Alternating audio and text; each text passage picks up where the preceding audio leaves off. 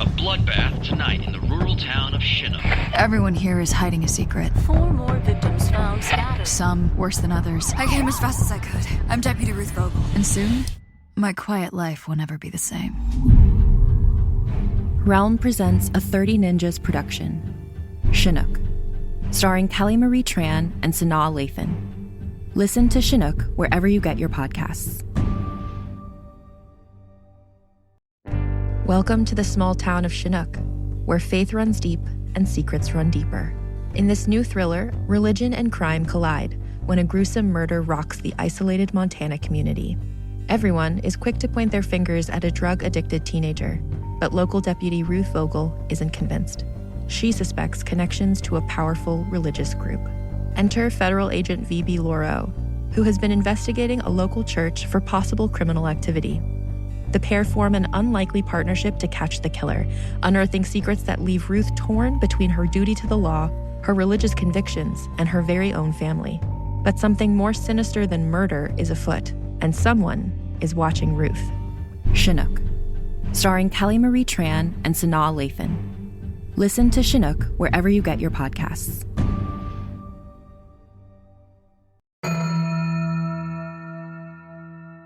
Oh, hey, everybody. Hello. We're going to get out of here real quick because this place is supposed to be empty, so we heard. But we have a really important announcement. We've got some business to attend to, some of it musical in nature, so stick with us. Let's begin at the beginning. Hey, the New York City finale, September 17th and 18th, it is actually going to be streaming live both nights over on Moment House. You're welcome. That's right. September 17th and 18th, we will be live at Brooklyn's Bell House. And if you've been paying attention, you know that show is sold out both nights. But never you fear, precious Scoobies, because now you can watch it anywhere you like.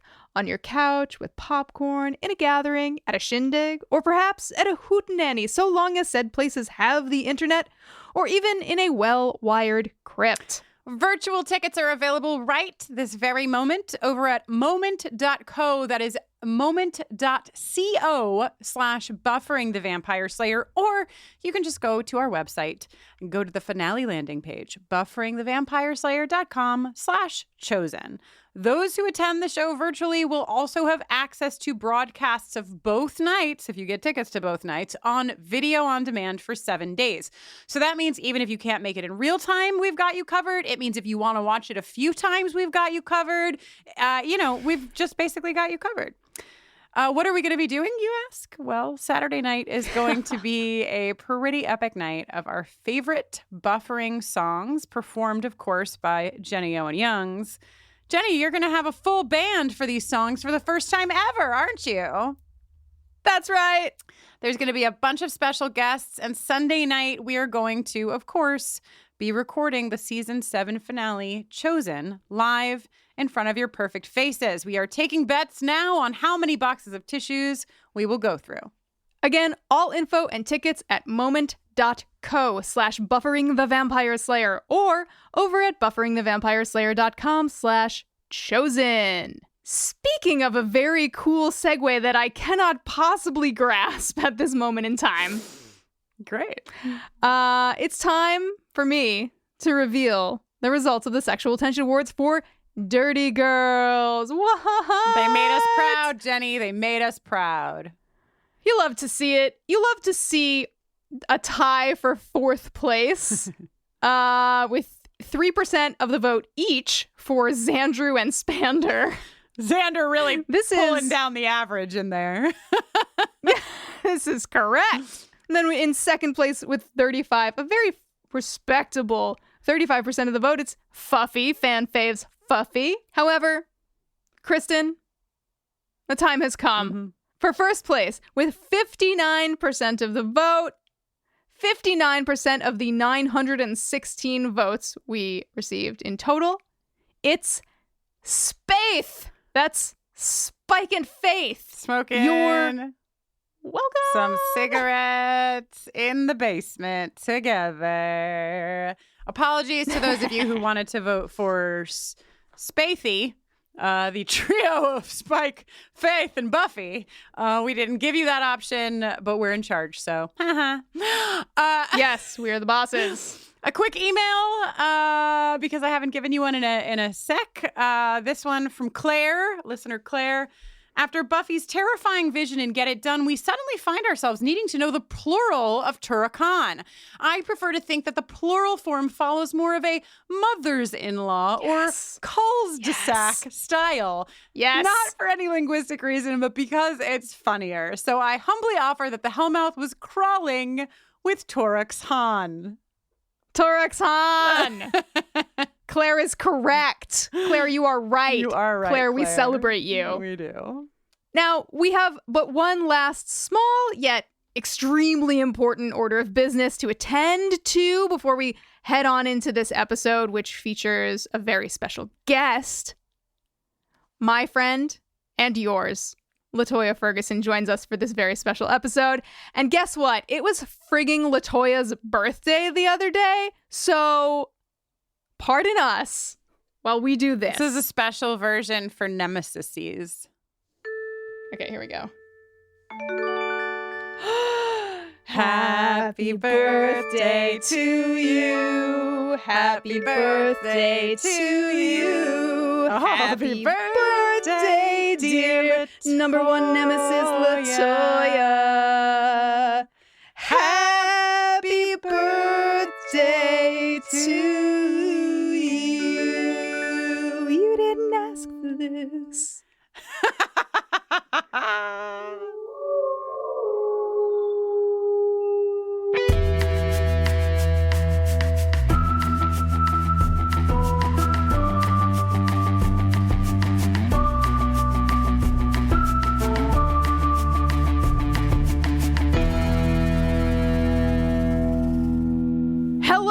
And welcome to Buffering the Vampire Slayer, a podcast where we are watching and discussing every episode of Buffy the Vampire Slayer one by one, spoiler free, in tandem with the gals I would absolutely never throw through a big window in a high school.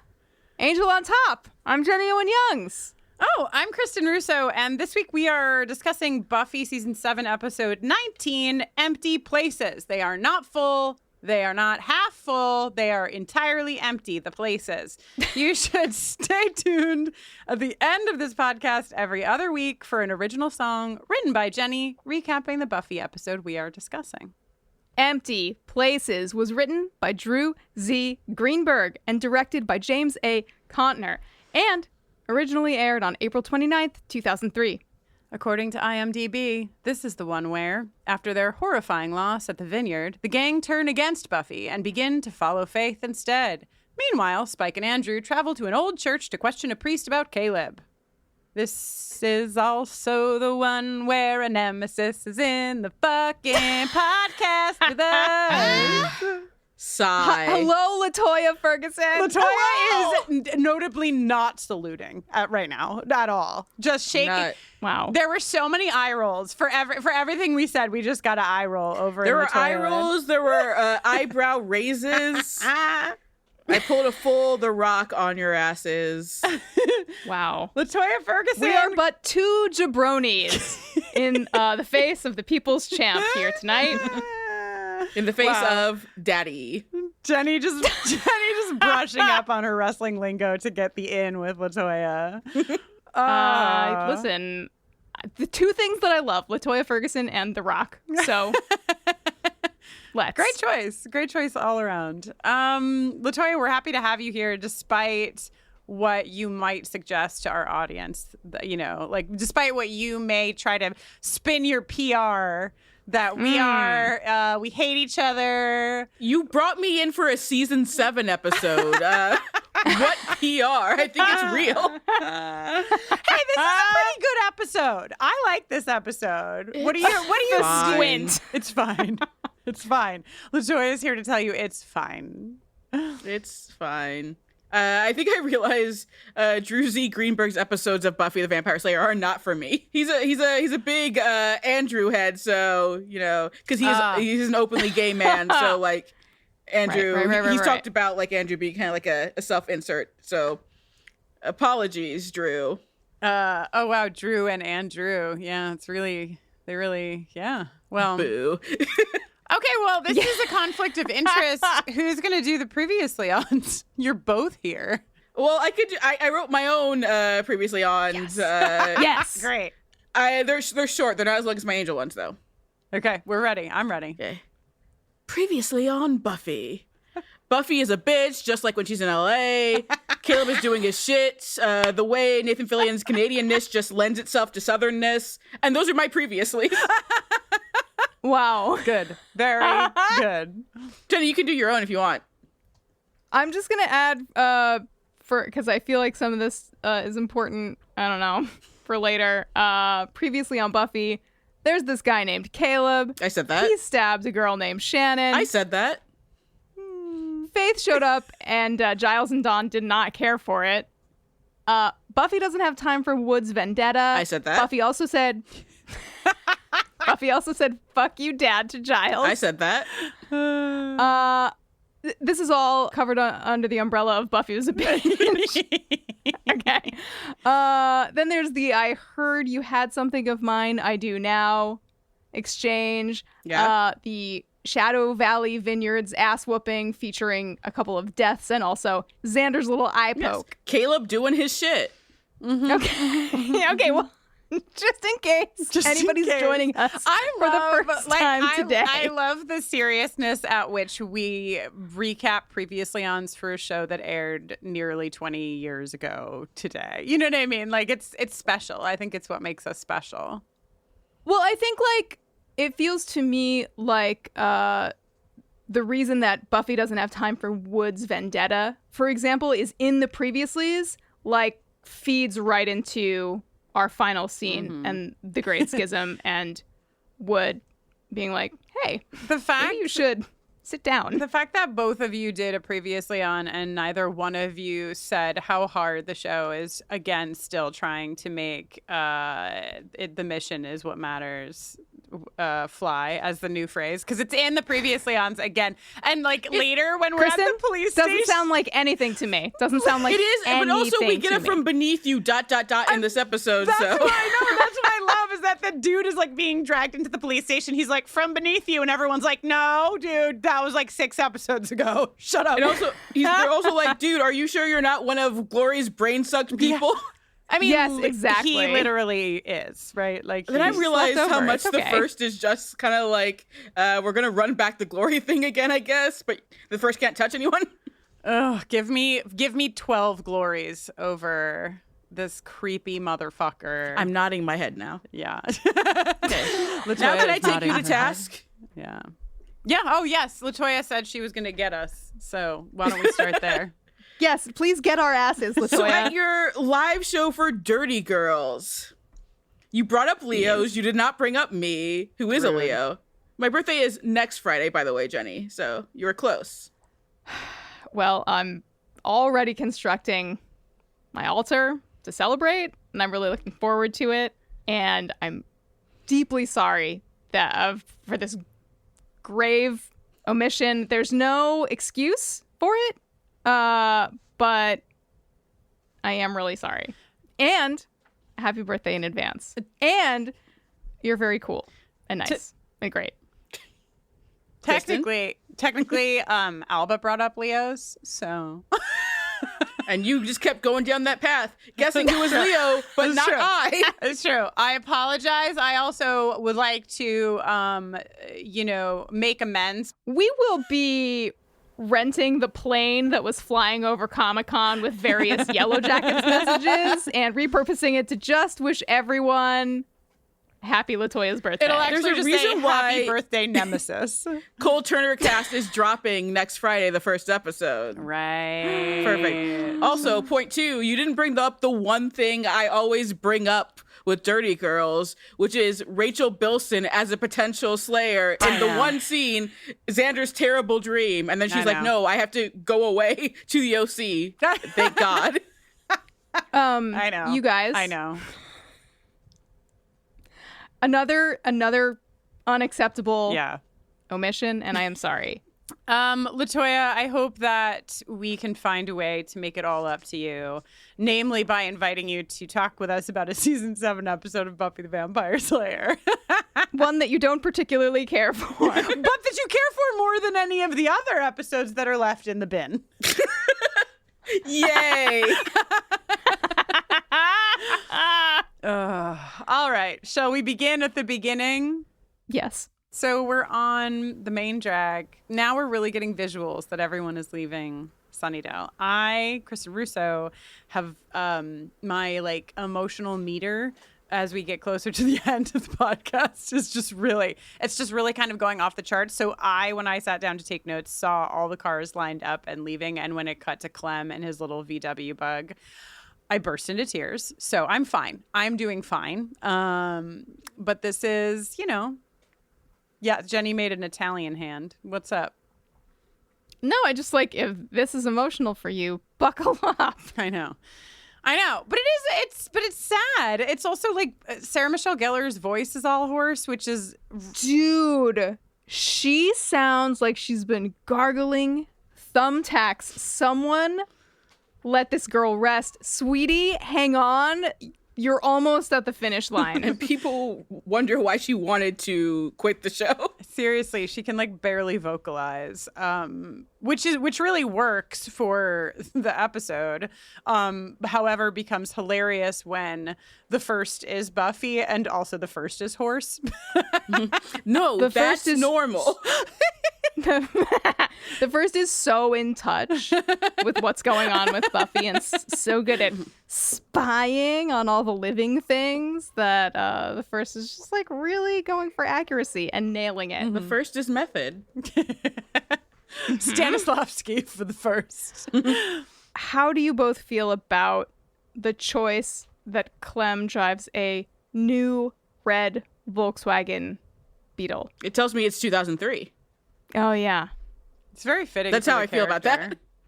Damn it. Okay. I would like to add to the list of demon, there's like a demon salon where they get their nails done and like a demon, clearly a demon bar, several.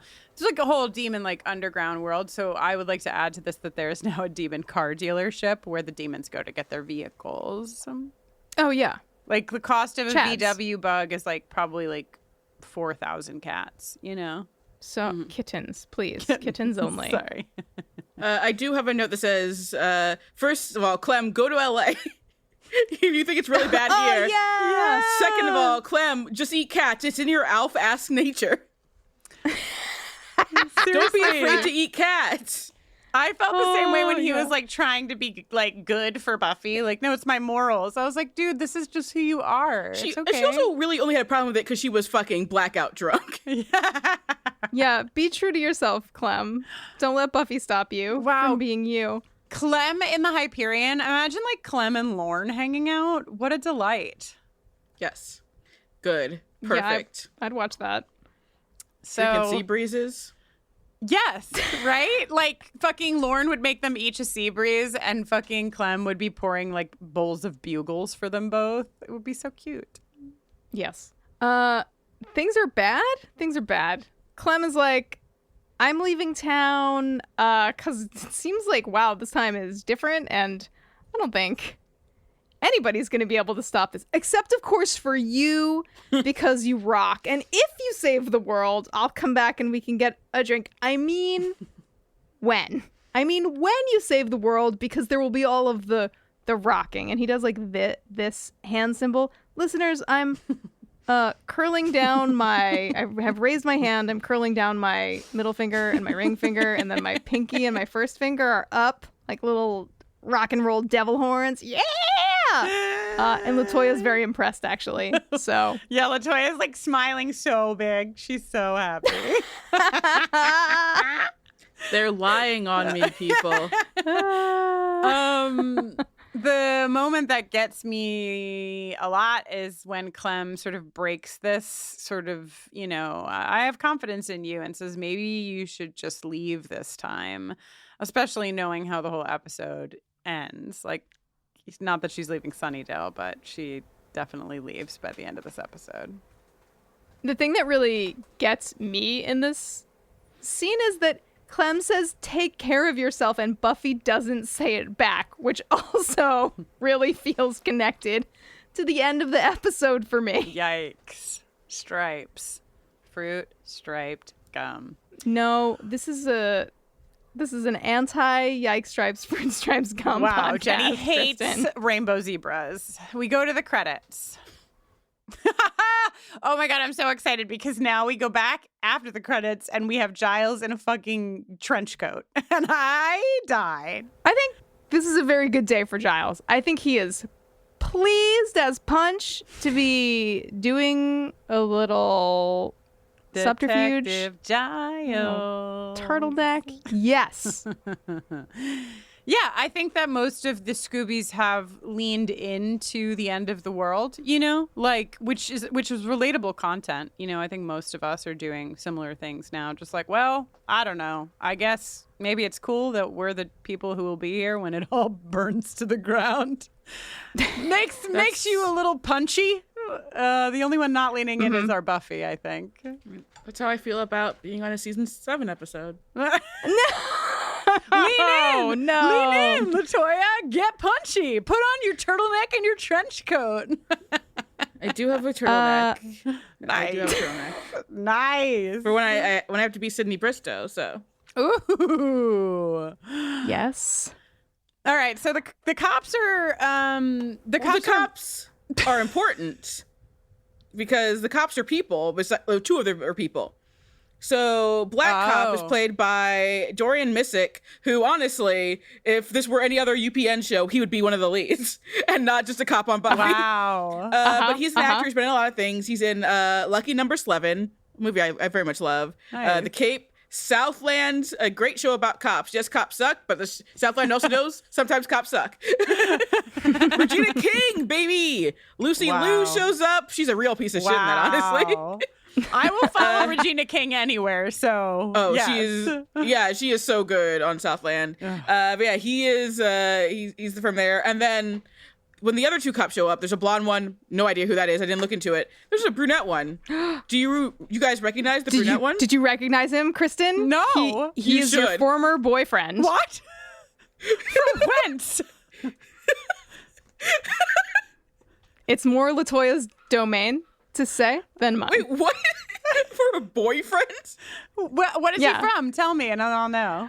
Television show called Angel. Oh, he's my former boyfriend from Angel? Yeah, he plays a character named Billy. That's rude. That's rude. That's rude. Jenny So just mean. Getting me from like 4 layers down. It's so fucking mean. Wow. Wow, that was fucking Billy, though? That's wild that I didn't recognize him. Give him some spiky hair, instead of some floppy hair, and yeah. I was like, why do I recognize this white man? And I need to see, because I knew he was going to be at the end, the credits, and I'm like, that's fucking Billy. To the point where, like, they say it's like the Hellmouth doing this, but I'm like, is he just using his Billy powers on them? Because that could also be what it is. Or are they just being fucking cops? Like, it's unclear. Billy is back, and Billy is using his Billy powers. They should have done that, honestly. Yeah. Yeah, Chris's boyfriend, apparently. Apparently, unbeknownst to me, I'm so happy to find out that Billy is my boyfriend. It says his character's name is Monroe, but no, he's Billy. Billy forever. The cops are itching to, quote, hand out some justice. That's their through line for the episode. They found a warrant for a fugitive in their backyard. Who could that be? She's from Boston, keeps it Spartan, doesn't need any frills. Seems like she's the only one who's taking care of herself. Don't call her loser, she's a bruiser with the power and skill. But the demons deep inside her are the hardest to kill. Faith! So the cops have been like mind controlled by Willow and tricked by Giles' trench coat into giving them the file on Caleb. And then the other important important-ish thing, I guess, is just that there's some guy in handcuffs who's we referenced already, screaming from beneath you, and the cops are being really unjustified in their violence and in their quote handing out some justice, which, as we all know, is very unlike the cops. So it's definitely the hellmouth that is causing this. Oh, yeah. The cops have never activated. been bad to any character on Buffy the Vampire Slayer either. No, totally unlike the cops. So we go to the hospital where we've got 3 characters, but sadly only 5 eyes. Buffy is explaining a bunch of stuff to Xander about like what she talked to the doctors about, and she is going around the Grand Canyon to avoid saying the word I. Mm-hmm. Okay, so here's the thing. The reason why I chose to be on this episode of all my few options was that I'm like, well, obviously I'll get to rant about all these bitches kicking Buffy out of her home. How dare they? And then I rewatched the episode, and then I'm upset because Buffy's acting like she's in LA right now. Mm-hmm. Honestly, like Alba's notes also were like, this is the first time I did a rewatch where I literally was like, I'm so glad that Buffy is left. They trick you because they also, you know what they do? They make Kennedy likable and understandable in this episode. Dude. They intentionally do that. Yes. She was not behaving this way before. Kennedy has some fucking smart shit, and you know who has the smartest shit is fucking Rona. Oh, Rona, who I will say, I've been watching Boston Public. You know about this, and Indigo, who plays Rona, is at least in season 3. So I'm in season 3, and she's actually, I'm like loving her in season 3 of Boston Public. Still not feeling Rona that much, but I'm like, now it's like it's spilling over though. I'm like, okay, I'll listen to you. I fucking love Rona. But especially in this episode, except for one line, which we'll get to towards the end, which I don't understand why it was given to her. I'm just like thinking it's kind of performance. I'm like, we have quite a few talented actresses playing these characters, and just I think a lot of the potential stuff comes down to performance for me. I'm like, I know you can all do better. So why is this what's happening here? Yeah, fair. So it gets real sad in the hospital room pretty quickly. Buffy, like you said, Jenny, is, I mean, really giving us just like the tip of the iceberg here, because this is how she's going to be for the majority of the episode. Like, here's your facts. I refuse to acknowledge what happened. I can't apologize or take accountability. And because of that, I'm also imploding and being extra reckless. She doesn't even have to say she's sorry, just be comforting at all. And she's not. Like, they've been to, all of them together have been to the hospital so many times. And this is like the one time she's not like being a friend with any of them being in the hospital. She's broken. She broke. The vineyard fight broke her, which is not giving her an excuse to behave the way that she's behaving, but it's so clear that she just has broken. Yeah. So Buffy leaves and Willow is like, I thought we were gonna like fucking, like, to your point, LaToya, I thought we were gonna do what we have done any other time we've been in the hospital with somebody who has been like injured in battle. They should have, braided Xander's hair. They should have given him cornrows. Yeah. And Willow's would be perfect, and Buffy's would be terrible. Oh, God. The reversal. To take us into some of the gravity of what has happened, I'm just going to take us into the episode for a moment to hear the exchange that ends this scene between Willow and Xander. No one will ever make me watch Jaws 3D again. Yeah, and you'll never have to.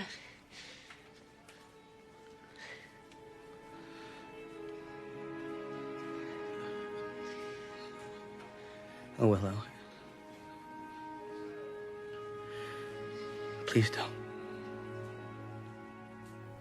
I did kind of tear up from Xander and Willow just trying to joke through it. But then again, I'm having a bad day. I've been crying for most of the day anyway, so. Yeah, I teared up as well. I wasn't having a bad day, but, Jenny has no emotions. I felt emotional. I didn't cry. Like a robot would say. Yes, I possess a full span of regular human emotions just like you do, and it's fine. It's hard, because, I'm just thinking this now, but I think that this episode gives us many characters who are trying to do the things that they've always done before that have worked, and it's not working on, like, a smaller scale. Willow and Xander have always been able to laugh through the pain, and they cannot do it. And on a bigger scale, Buffy has always been able to say, but I'm the Slayer, so just do this and it will work. And it doesn't. But at the same time, when Buffy does specifically that, her loner bullshit, she's like, I'm the Slayer, do this and it'll work. It never works. Like, the problem here is that for some reason she decides it's all me, it's my way or the highway. That has never been the correct option, Buffy. The whole point of this entire series is you have your friends and your family and that camaraderie, and that's what works. And when you're keeping these potentials, not these children as she calls them, at arm's length, that's what the issue is. Yeah. She's not doing what she always does in terms of what works. She's doing what she always does before she does the thing that works. Yes. Yeah. Mm-hmm. Okay, well, I have great news. At least for me and Kristin. I don't know how LaToya is going to... bad news for LaToya. ...feel about it. But LaToya, maybe you'll like this scene, even though Andrew's in it, because he doesn't have any lines. Well... He just has prop work. My problem with the scene is that Anya is not telling them anything they don't already know. She's just saying things. Oh, stake a vampire. What? You don't have... powers? Yeah. I can't do it. It's not super helpful, but apparently she's been out talking to her contacts and she's got to come back with something. Yeah. And Anya doesn't realize all of her contacts trolled her. but some of them literally, probably. Yeah, some of them were literally trolls. We've only encountered one Turrican and Buffy decapitated it, which would perhaps lend us the idea that they could be staked or whatever. But Buffy also did try to stake it and it didn't work. So did you try taking off its leather ensemble? Yeah, you have to remove the tunic before you stake. I mean, this would feel like more exciting information if all of the potentials also had super strength. Right. Which Anya somehow thinks they have. Rona literally looks at her fucking broken arm and looks back at Anya like, hello. I think the importance of this is twofold, right? One, they all need a place to go because Kennedy and Amanda need a place to be sent later in the episode. Downstairs. You have to go downstairs with Anya. And two, I think that it gives us the Rona and Amanda lines that feel really important. Rona saying, it's not actually the fucking Uber vamps. We're afraid of the fucking preacher. We just were in this fucking space with this preacher. We're afraid of the preacher and no one is telling us what we need to know. And then Amanda, just a reminder that Amanda is fully just nothing works. Nothing will ever work. We will lose this war, which I love about Amanda because she was the cheery one in the beginning. The other thing I think this scene does is that, it's really hard to remember this from where we are at the end of season 7, but Buffy the Vampire Slayer is actually a show that for the most part is really fun and a joy to watch. But no, it's pain and suffering. I've seen the past 2 seasons, so I don't know what you're talking about. No. It's actually an action comedy. No, this is hell. Genre show. She was in heaven and she came back for these last 2 seasons. This is hell. It is. Okay. So, shush. We're in hell now, but the people making the show distantly recall through the haze of time that the show was once fun, and they're trying to do anything they can to insert some fun into these episodes that are essentially just harrowing, Yeah. So they put Anya and Andrew in a room together to do a little easel bit. Mm-hmm.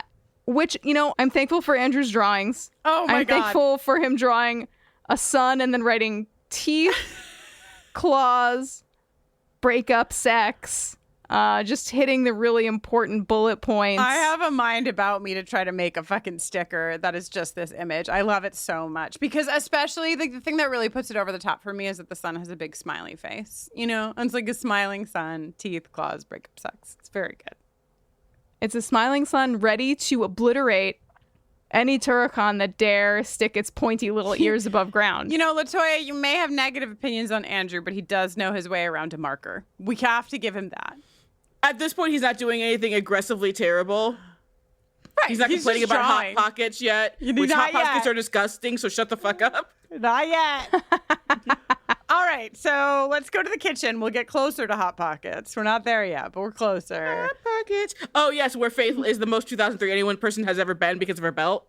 Oh, my God. Plus, just that eating belt. elbow deep in a bag of chips with that belt is very 2003 all around.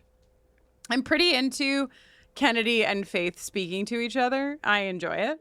Oh, yes, Kennedy flirting with Faith. I'm like, that's what I wrote in my notes. And this is where it was like, again, I was saying Kennedy is surprisingly not written the way she's been written for this entire season, which reminds me of watching this live with my family. I remember me and my younger brother, like, we thought, like, when they introduced Kennedy, it's like, oh, we're getting like Faith 2.0, and we were actually looking forward to Kennedy. And then they were like, nope, she's just a spoiled brat. I was like, I wanted some competency in any of these potentials. And like Kennedy is like the closest, and they even show that in this episode. Yeah. But you get so much, it's so much of the antagonism, and just like, she's the anti-Tara, which is a lot of it. And I'm just like, this is a character I wanted to like and love. And immediately it's like, no, you're not allowed to like or love anything anymore. This is season 7. I don't know. But do you feel a brief respite from that when she walks into a room where Faith is already sitting and they start talking to each other? I feel just like Yari Limon actually gets to act in this episode. Like, being snotty Kennedy is like, that's one note.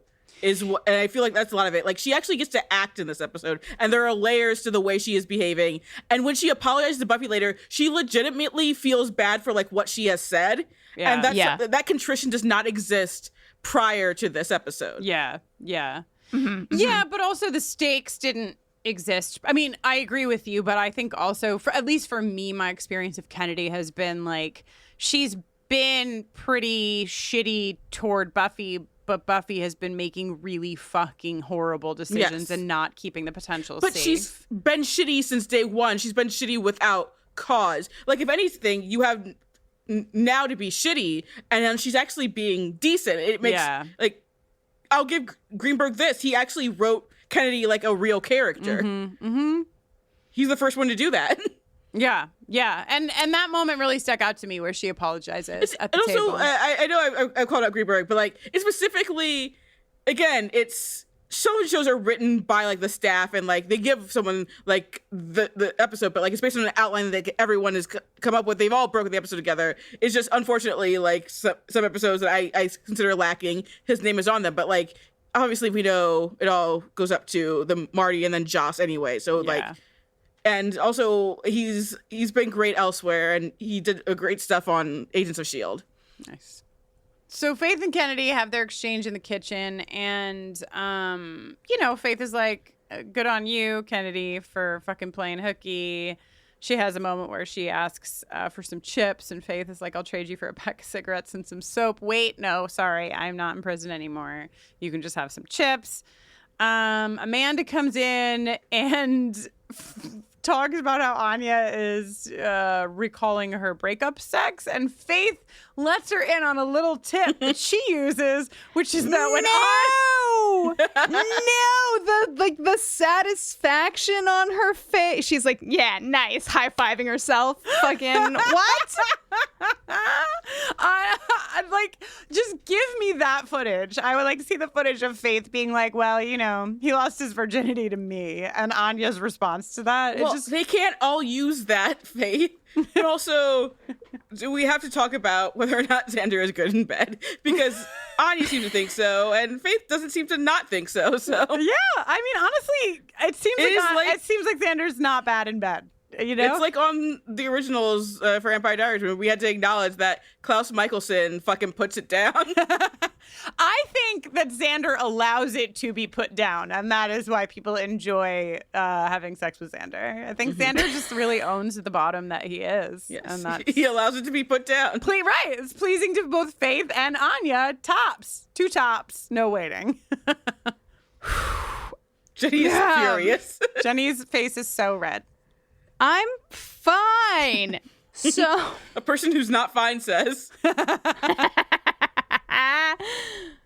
okay, so we learned that, like, since the last episode, nobody's learned anything substantial about Caleb, their research, and Anya talking to her contacts. Nothing's gone anywhere, and everybody's feeling pretty bleak about it. Enter Buffy with a police file. Kristin hates the police file. No, I'm just like, it's really hard to watch every time Buffy enters in this episode because you just want her to, especially in the fucking last scene, but throughout, you just want her to like break and cry and apologize and be there with the team, and she cannot fucking do it. Instead, she drains the life from anyone because also enter Dawn, who was not in the meeting.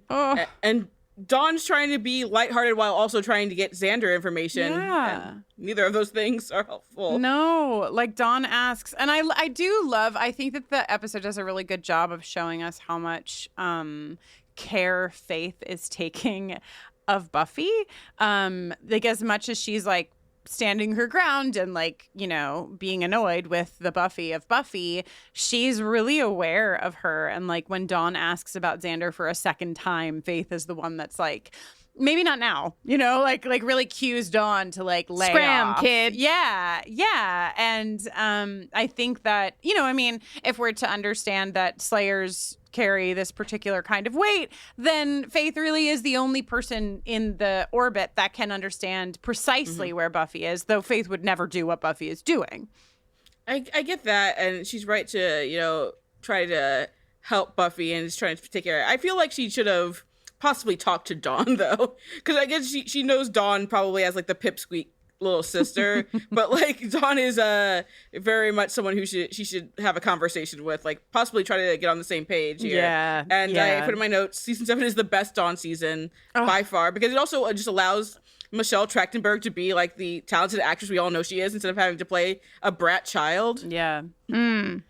Yeah, I mean, I've always loved Dawn from the jump, but like she had to play like a brat child, also younger. That's Younger why than specifically she the is. brat child she is. Yes, Yeah. She actually like just gets to be a good actress.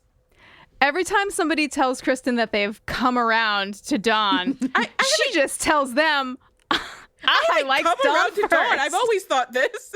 I actually liked Dawn like from like way back when she was like a teeny tiny baby on the series, like when she was born. I liked Dawn. So. I liked Dawn when she was a fetus. Actually, I liked her when she was inside a Joyce. mystical energy key, actually. Love that key. Gave it the best key ring of all. Okay, so this is the Kennedy of it all. We talked about this a bit, but Kennedy basically, Kennedy doesn't do anything wrong. She doesn't say anything wrong. She literally states the fact. It is not, I don't think at all, like she says, intended to be a burn on Buffy. No. But they're talking about Caleb, and she's like, also, could we find out like what the deal is with his ability to render a Slayer useless in one punch, which is literally what happened. But because Buffy is not processing anything, she is deeply affected by this. And then Kennedy apologizes. It doesn't matter. Buffy is in her own fucking world. So Faith gets the girls to leave to have, I think she like wants to have a moment with Buffy, but Buffy is like, see that everyone gets started on this. And Faith is like, yeah. Buffy leaves. Faith's got the file. And why? Why does Buffy go to the school? Does anyone know? Is that the only place? She said to get her stuff. She said that. When she has her stuff there, it's one framed photograph from season 1 of her, Willow, and Xander that she needs to look at and then shed a tear. I guess you host this podcast, but whatever. Oh shit! It's season 2. Oh shit! LaToya said, "Nope, you're wrong." Season 2 photograph. We first see the framed photograph in season 2. It's like they filmed, like they shot it during season 2. Look at Sarah's hair. Oh. Okay, I will look at Sarah's hair, LaToya, and I'm really sorry. But like, this is Look at not Nicholas Brendan's hair too. Like it's season 2. This is Look not at their hair. Look at everyone's hair. Okay, I promise I will look at everyone's hair. This is not the only place that this photo is kept. And also there's a preacher who can literally throw her through walls. Why has she gone to this school? Speaking of the preacher, let's discuss the fact that we have Nathan Fillion. Again, I said somehow his Canadianness lends itself to him. He's often doing like a southern drawl for some reason. It's not always like this, but it's he for some reason he does that. And then we have Gina Torres on Angel. We have to discuss, should they have never canceled Firefly? Because here's what happens. Yes, Gina Torres good. Nathan Fillion, how do we feel? I mean, I just don't love Nathan Fillion as a villain. Like, Nathan maybe... Fillion. Nathan Fillion! Nathan Fillion. I don't know. It just doesn't feel... He's like too like squeaky clean or something, which like I guess I could see how maybe one could imagine that like really working with like a preacher with an arc side. Well, that's kind of why thing. it works in Dr. Horrible, because he plays like the superhero who's actually like the villain. Totally. And that totally works. But something about this doesn't do it. Maybe it's that a whole new like major villain is introduced like 5 episodes before the end of the entire series or something. It's just like fucking. I think Caleb is a pretty effective villain as like written on the page, and I'm fine with Nathan Fillion, but like just as an actor. But I just feel he's fine. Is how I feel about him, and I wish that there was somebody who I felt more than that about that was in this role. Yeah, I don't know how I feel about him as a human anymore. Well, yeah, as a human, I don't feel good about him anymore at all. When he said, "Ain't that just like a woman?" I'm like, "Is that Caleb or is that Nathan Fillion?" Yeah, I also we watched Firefly, and I really disliked the character of Mel. So what, you don't like him calling Inara a whore every other line? I really just couldn't get into him at all, and so it's a love story. Yeah.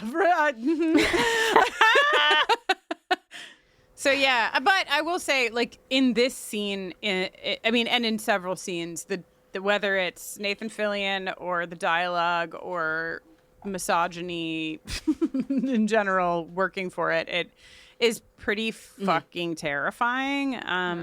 The misogyny in this scene is fucking rough. It is bad.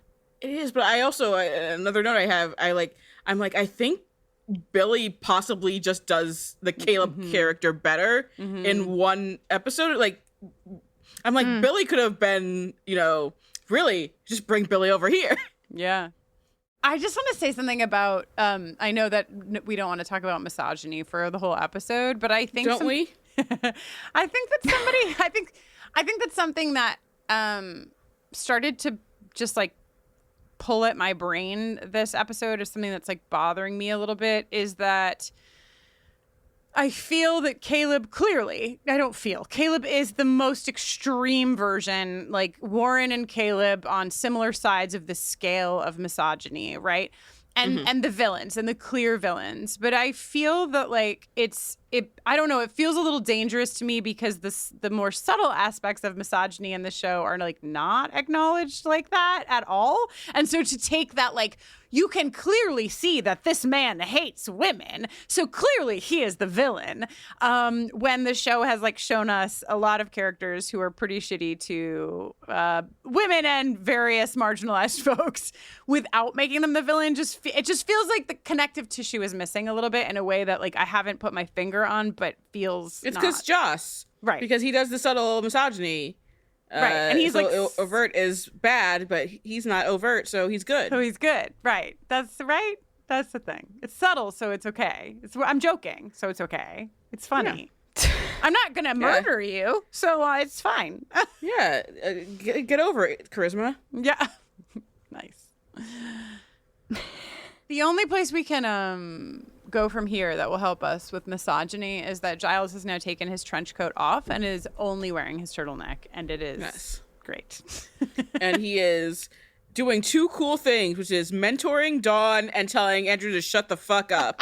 I want to play Giles' jingle when he tells Andrew to shut up. It is so good. Giles,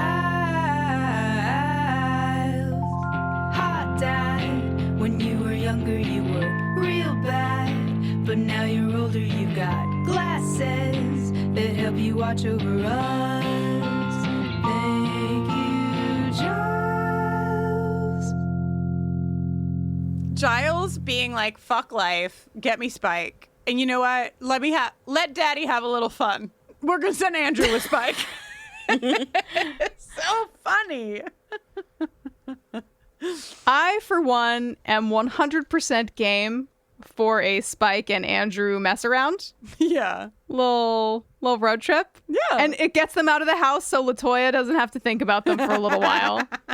I'm fine thinking LaToya about and Giles. Spike, but even though I have issues, but Andrew, I don't need to think about him. But Andrew's Take the him to only the desert reason. and leave him there. Andrew is the only reason we get Spike's monologue about a bloomin' onion, which I think we could all appreciate. I think he could tell one of the potentials about a bloomin' onion. Well, actually, LaToya, we're about to go to one of your favorite Andrew moments, which is that before Spike and Andrew are sent on their little motorcycle church mission, to the listener who has not watched the episode, Giles takes out the tiniest magnifying glass has ever been made. It's so small. And he uses it to see that this little knot on the wall of this church that Dawn has been looking into is actually a seal of importance. I also love that you went so high that the microphone couldn't capture it at times. That's how small the magnifying glass was. It's so small that it doesn't always get picked up by microphones.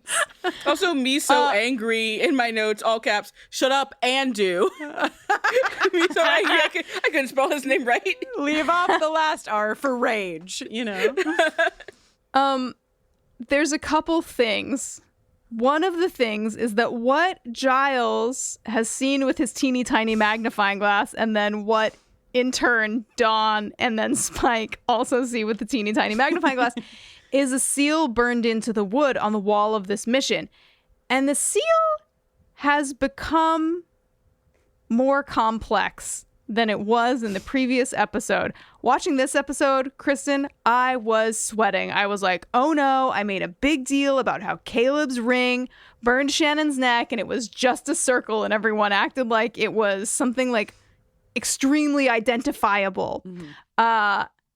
I went back and checked, and I just want to confirm that Shannon's burn is basically a circle. Thank you. It's been 2 weeks, so they're allowed to have intricacies now. Yeah. They're allowed to have intricacies now. He just and the got intricacy the that ring we a have little too hot. He meant to make it so that it could really show its seal, but he fucked up.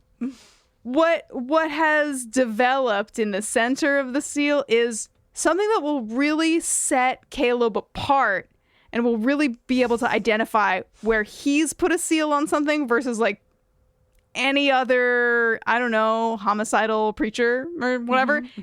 It's got a cross in the middle. It's a circle with a cross. I've never seen anybody use a cross for anything before, so here we are with a highly identifiable Caleb seal, unmistakably burnt into the side of this mission. The other thing that I need to tell you is that this mission is located in Gilroy, California. Giles is sending Spike to Gilroy, California, which is nicknamed the garlic capital of the world. Oh my God.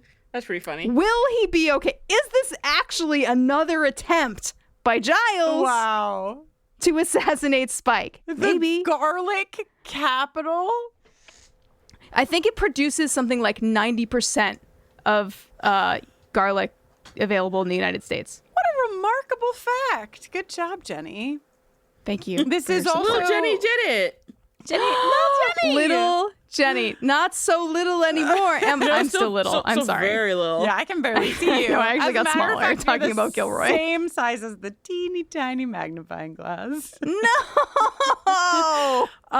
This mission I read, I think, is the same mission that they used in the episode Pangs. It's the same that makes sense. filming location.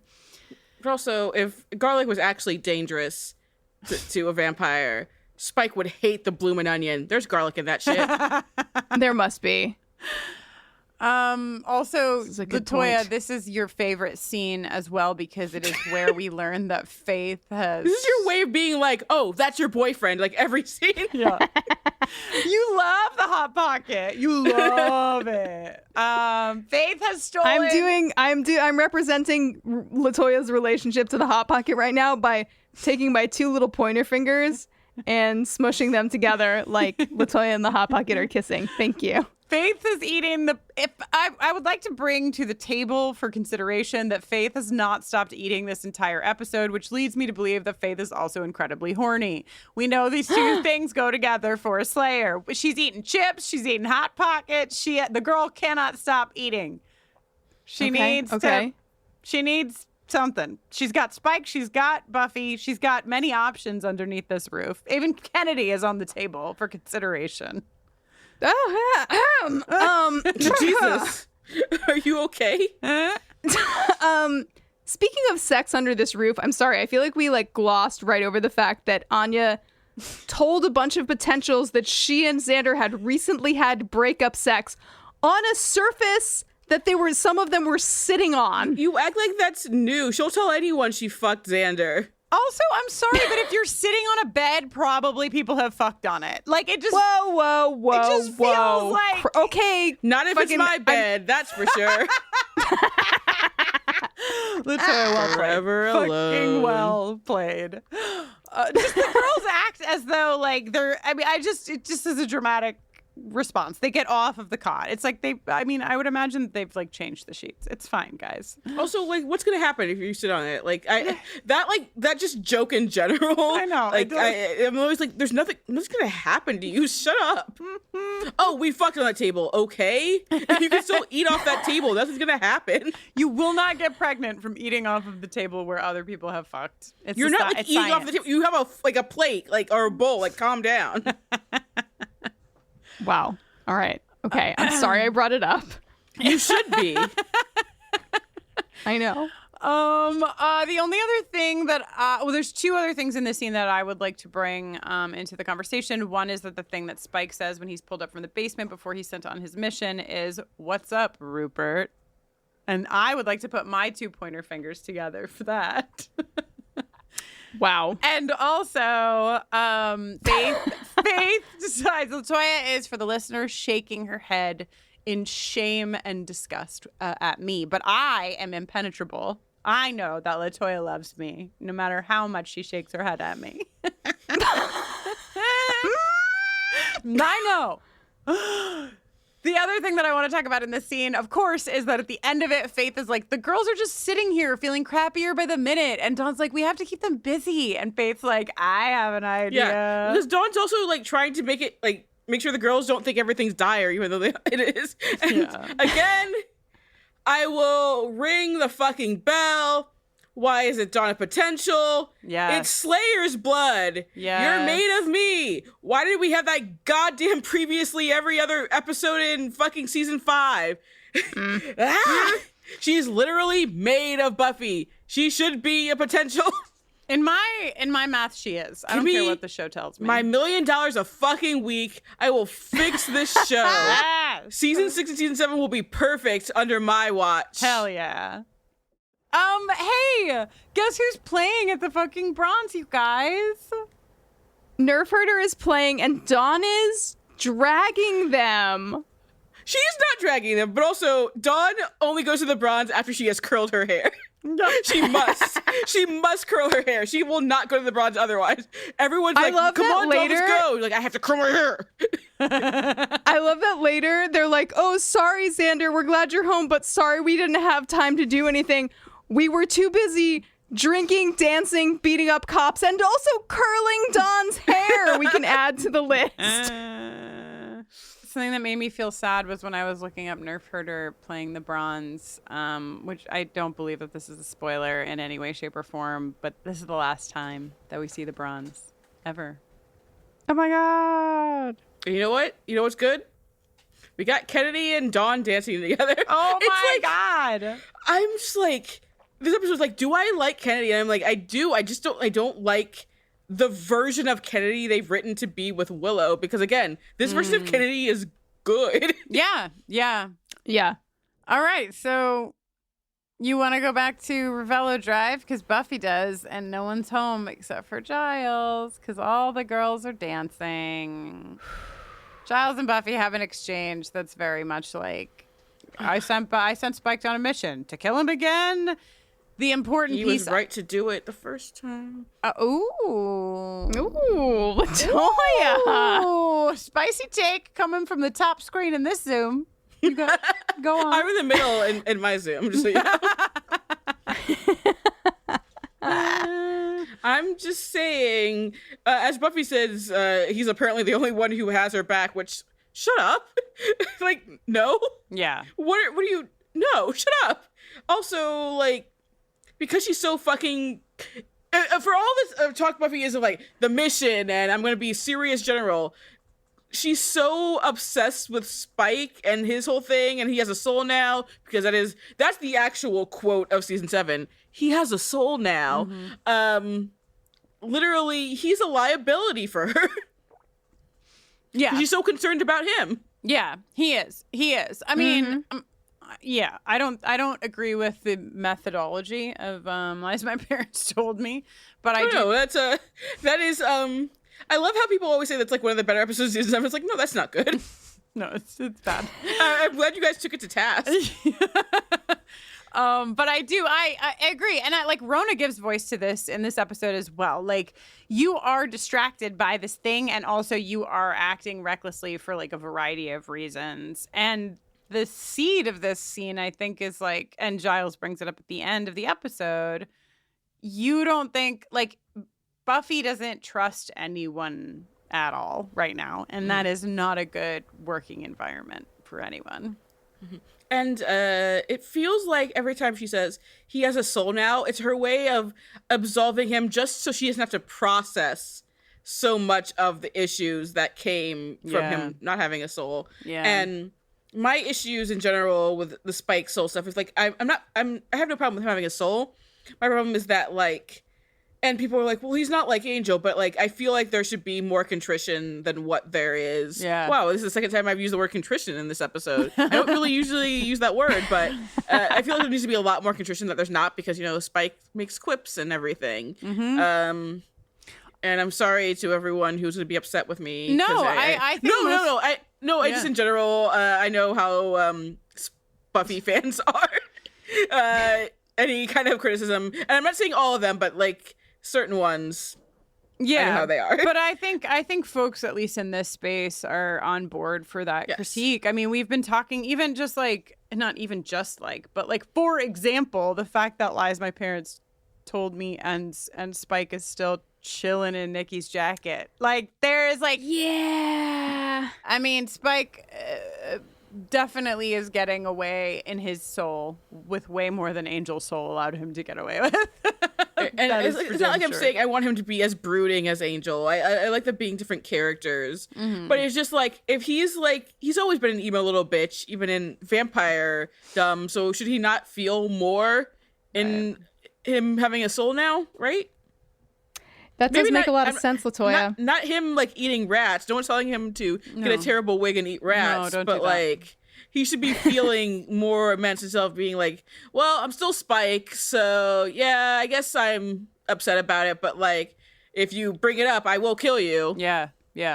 I would like to talk about relatable content, if I may, which is Please. Amanda. Being at a vineyard? No, I'm skipping the vineyard. What happens at the vineyard? The first is horse, and Caleb is like, Buffy just needs one final nudge. Snooze. Oh, well, I put in my notes, though, does he because his version of the first is always Buffy.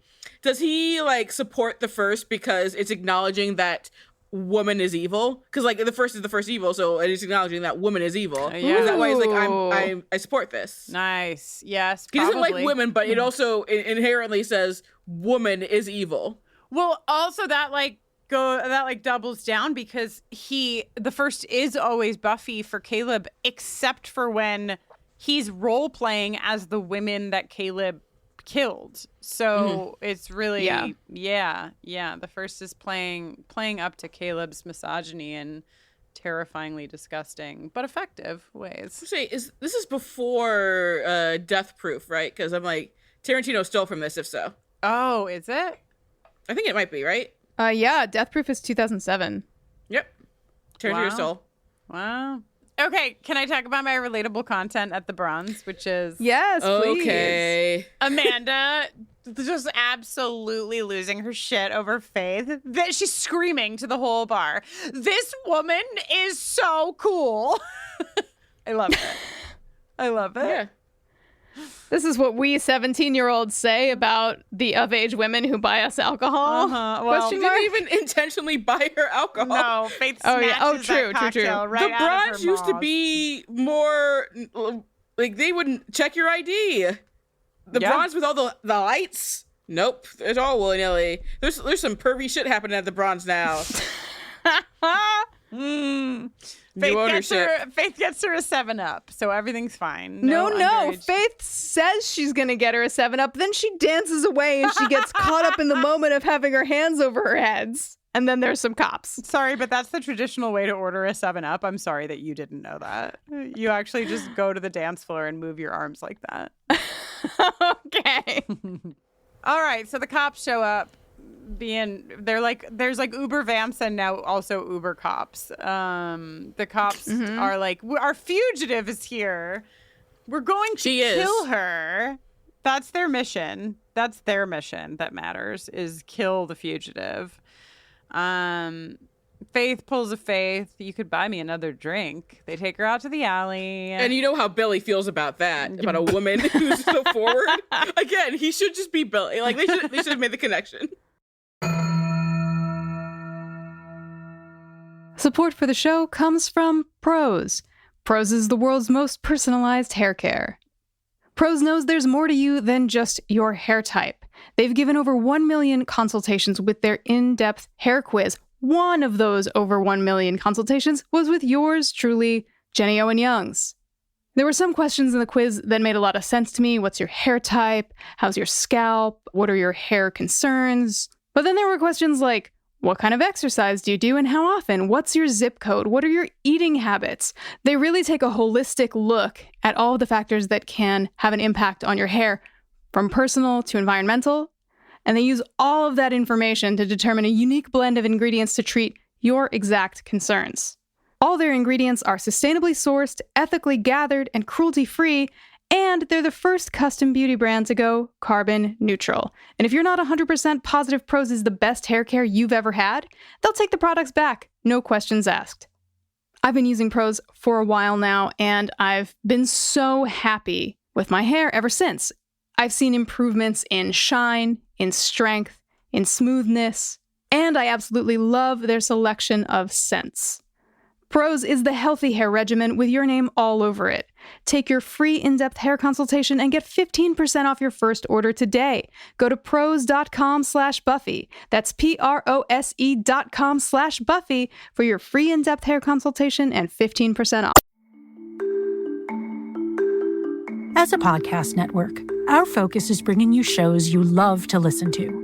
But we also sell merch related to those shows. And partnering with Shopify has made that both possible and simple for us to do. Shopify is the global commerce platform that helps you sell at every stage of your business. Whether you're selling scented soap or offering outdoor adventures, Shopify helps you sell everywhere because they've got you covered, from their all-in-one e-commerce platform to their in-person POS system. What's so fantastic about Shopify is how, no matter how big you want to grow, they provide everything you need to get control of your business so you can take it to the next level. Businesses that grow, grow with Shopify. Sign up for a $1 per month trial period at shopify.com/realm. That's all lowercase. Go to shopify.com/realm now to grow your business, no matter what stage you're in. Shopify.com/realm. Support for today's episode comes from OneSkin. Did you know that your body starts accumulating senescent cells as early as your 20s? also called zombie cells. These cells stop producing collagen and hyaluronic acid like they used to, and start secreting an inflammatory substance that makes neighboring cells dysfunctional too. There is an answer for these zombie cells, though, and it comes from our friends at OneSkin. OneSkin was founded by an all-woman team of scientists and is the first and only skin longevity company to target cellular senescence, a key hallmark of aging, with their proprietary OS1 peptide. It's scientifically proven to decrease lines and wrinkles, boost hydration, and help with the thinning skin that often comes with age. And for a limited time, you can try OneSkin and get 15% off using our code BUFFERING when you check out at oneskin.co. I've been using OneSkin's OS1 face and eye topicals for months now, and I have seen undeniable results. My skin feels healthier and brighter. I'm a big fan of their products, and I'm happy to recommend them. OneSkin is the world's first skin longevity company. By focusing on the cellular aspects of aging, OneSkin keeps your skin looking and acting younger for longer. Get started today with 15% off using code BUFFERING at oneskin.co. That's 15% off oneskin.co with code BUFFERING. After you purchase, they'll ask where you heard about them. Please support our show and tell them we sent you. Off.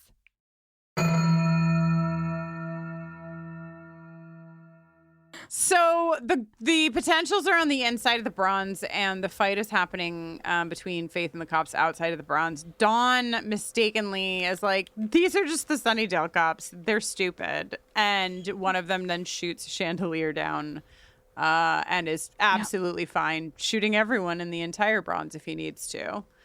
Does anybody else want to talk about the move that Kennedy does to get the gun from the cop? Was anyone else sweating? It was missing a rotten peach thudding onto the ground, which is the only thing that arouses me these days. Okay, that's fair. That's LaToya fair. has exactly one yum, and it has not been served by this episode. You guys, I love this move. Okay? I'm sorry. Kennedy, my notes are Who all... are you apologizing to? Well, it just, nobody else was as turned on as me, so I'm apologizing to the lack of turned onedness in the hot. chat. She's hot. It's fine. Calm down. It's a good move. Also, she gets the gun in like the hottest move I've ever seen, taking a gun from somebody else, and then like it cuts and she's in the alley, literally using a billy club on the cop. So like it's just a win. Yep. It's a win Yep. all the way down for me with Kennedy in this fight. Faith, what do you call it? A kip up? Faith does a little hoop, a little, and everyone's having so much fun. What a great fight. The cops are going down. The girls are winning. Yeah. Hell yeah. And of course, the potentials you assume it would be, and Dawn, because again, Dawn should be potential, whatever. Yeah. Could a girl who wasn't a potential jump on the back of a Sunnydale police officer? Here's the thing you didn't see. She jumped on his back and then she snapped his neck. Hell yeah, Dawn. Buffy just rolls up at the absolute worst possible moment after Faith has bopped a cop in his jugular with a billy club. And then, to her discredit, Faith does a terrible job explaining what has happened. I feel like there's a perfectly reasonable explanation for what's gone on here. To Buffy's discredit, she's not going to listen. Also she goes true. To the default season 3, season 4 Buffy. She's like, I'm not going to listen to this shit. I'm in LA now in my mind. Yeah, I think that's why, honestly, I think that's why Faith doesn't explain what happened, because I think Faith is like clearly aware that like it doesn't fucking matter what she says. I think I wrote like, she's gone full like, Faith just killed the deputy mayor. She's not listening to shit. Yeah, but Faith, I love, the thing I love most about this episode is Anya's calling out of Buffy, which we'll get to. But the second thing I love the most is when Buffy is like, you put these girls in danger, and how dare you do that? And Faith is literally... These children in danger, she says. These children in danger. And Faith is like, first of all, you don't even know these girls. You should have more confidence in them. And also, how safe were they when you dragged them to the fucking vineyard? Thank you, and Faith. I want to agree with Faith that, and she's like, they're not children, but also like, because you guys have been watching, have there been moments where she just doesn't know these girls' names? Because that's like a point that Faith keeps hitting. But has there been a moment of that? There hasn't been like a overt probably moment deleted of that. scene, I'm guessing then. Yeah, but there's not like, she doesn't have like meaningful interactions with, you know what I mean? She's not like getting to know them the way that like you would think a person at the, like, who's like battling the apocalypse and has like a, you know, small squad of like-minded individuals under her roof. Like, there's not this sort of like camaraderie being cultivated. Yeah. You know? Mm-hmm. Yeah, there's not been like a scene or anything like that where she specifically doesn't know their names, but it does feel very believable that she doesn't know a lot of their names because she's like treating them like the group, you know, rather than like individuals.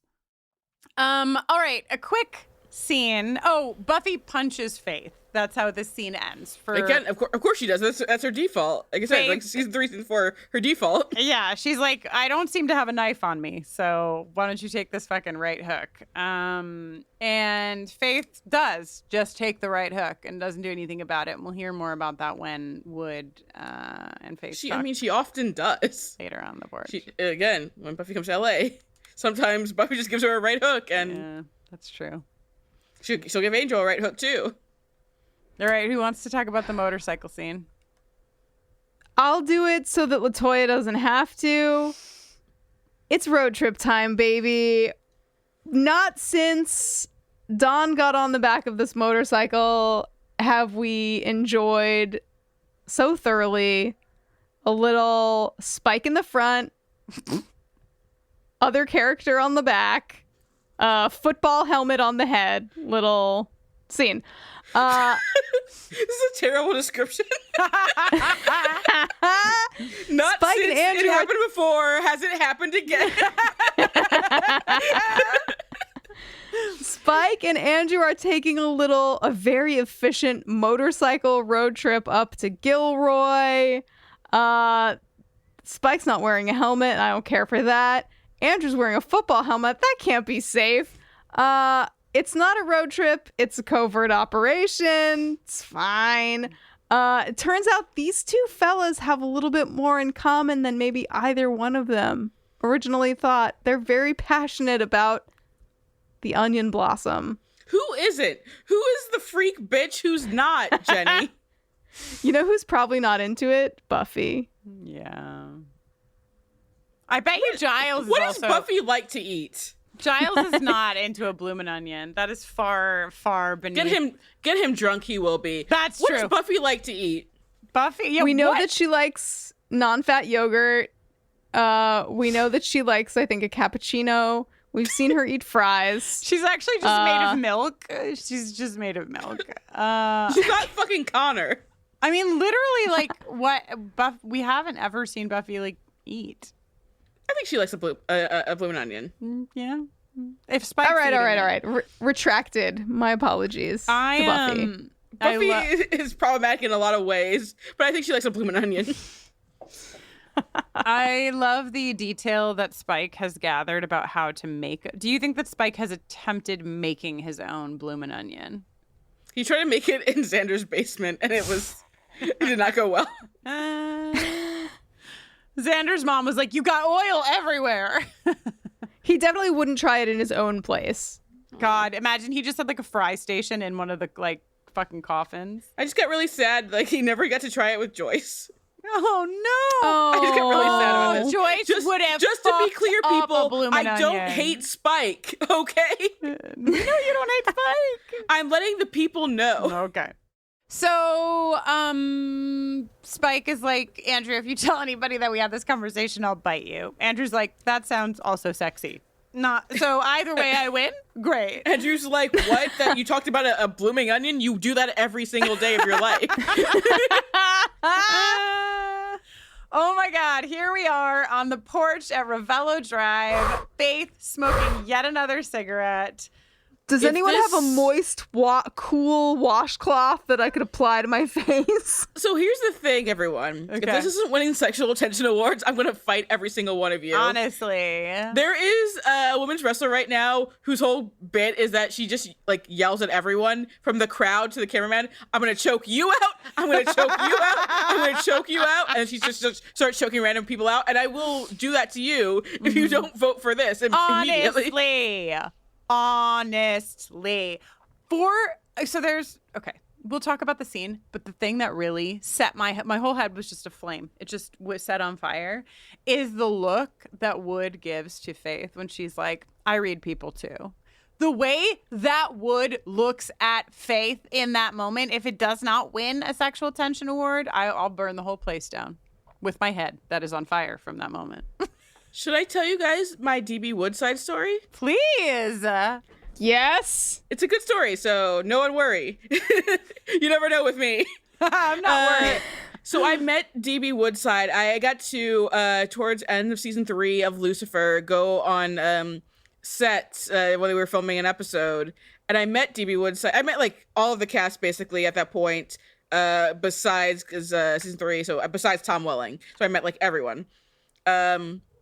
And when like DB was literally like driving up when I like at one point because they were about to do like the read through. He wasn't filming his scenes that day where they were doing the read through, and I was being introduced to DB. He's like, he literally just told me, "Thank you so much for your reviews," because especially having another like Black person like being the one to review our show. He was saying how much because I understood certain bits like about his character and like the stories they were telling. He was like so appreciative and so happy, and he was just so happy that I was like doing this work and like in this industry at all. Oh no! It is a good story, LaToya. Yeah, he's a good guy. That might be the best story. That rules. Yeah, DB Woodside for president. Okay, not to like our hearts, whatever, but did you happen to notice like what he smelled like at all? He smelled well. They all smelled well. Again, I met everyone on the cast besides Tom Welling at the time. And they all smelled well, you say. Good, okay. Well and good. Okay, so it's just great. This is this the most fun that we have this episode? I don't know. Faith refers to the bruise that she received from Buffy as her favorite of all her current bruises. She says that Buffy thinks she's a cop. Faith would like some credit for not killing Buffy, which is a new thing she's trying. I think that's good. Get a load of this. Get a fucking load of this. Wood thinks actually that Faith is worried about Buffy. Faith thinks he needs to brush up on his Fuffy history. I think that he recently attended Dirty Girls Weekend in Chicago and watched our very, very explicit and informative and educational PowerPoint presentation about many of the fine points of Buffy and Faith's history together. He knows what's up. Yeah, we did that whole night for Robin Wood. So correct. Yes, of course, favorite of her most recent bruises because her last most recent bruises are all from Angelus, and that wasn't fun. No, at least not for her. I know I already talked about it, but the look that Wood gives to Faith on the porch will keep flammable things away from it. Is all I will say. Yeah, if you're ovulating, don't look directly at the television set. Okay, so Xander rolls up, breaking up this hot moment between Wood and Faith. Before we get to Xander's welcome gathering, we have a very quick clip of the church. A monk jumps out from behind something, attacks Spike. We see that the monk has been burned with a seal. Very recognizable, like Jenny said, because it has one cross on the inside of it. But this priest's burn looks like maybe Caleb like did it and then like turned his hand a little bit and did it again, and it kind of looks more like an asterisk. He was so mad. Caleb was so mad because he couldn't have whatever the thing is in the church. We don't know what it is. You know who also was mad because she couldn't have what's in the church? Glory. Oh, shit. Remember season 5? Remember season 5? I've been on none of those episodes, though. Vaguely. All right, so Xander is welcomed home by everyone in the room, which really, it's very sweet for Xander, and he deserves it. And Dawn gives him a big hug, but really this scene exists. It's when I teared up, actually. When Dawn hugs him? Yes. Yeah. It's. I think they do a really good job of, like, conveying the gravity of this loss that he has had. Which is made worse by Buffy ruining everything. Oh, Buffy. Yeah, my note in this scene is Buffy, give him a fucking minute. Are you kidding me right now? My note is Buffy, shut the fuck up. My other note is Anya looking like a cover girl, no bra, hips out. Those hips are out. Oh, God. All right, so the way the scenes are staggered, we only hear Buffy say, okay, so we're going to go back in, and then we cut back to the church. So don't worry, we're going to get a big, long-ass scene at Revello Drive that I have a lot to say about, at the very least. But before that, we learn a little bit about what's happening at the church. There's a trapdoor behind Mary. That's fun.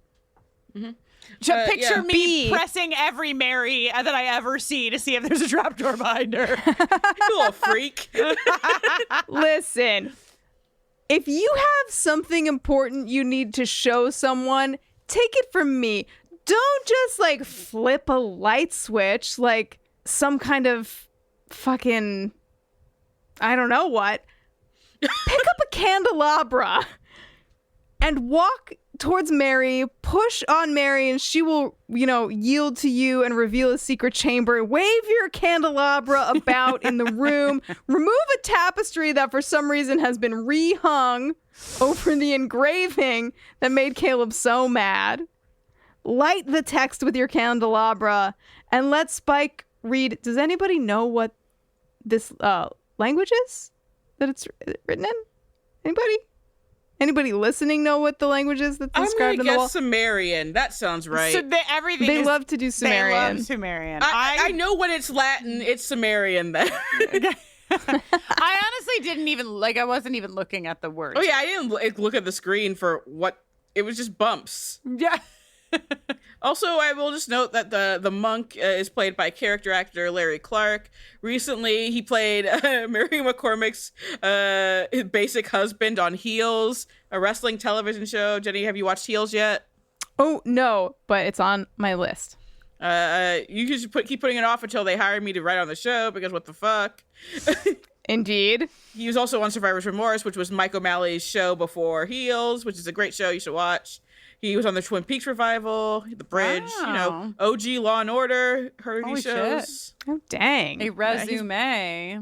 So whatever language this is written in, Spike knows it.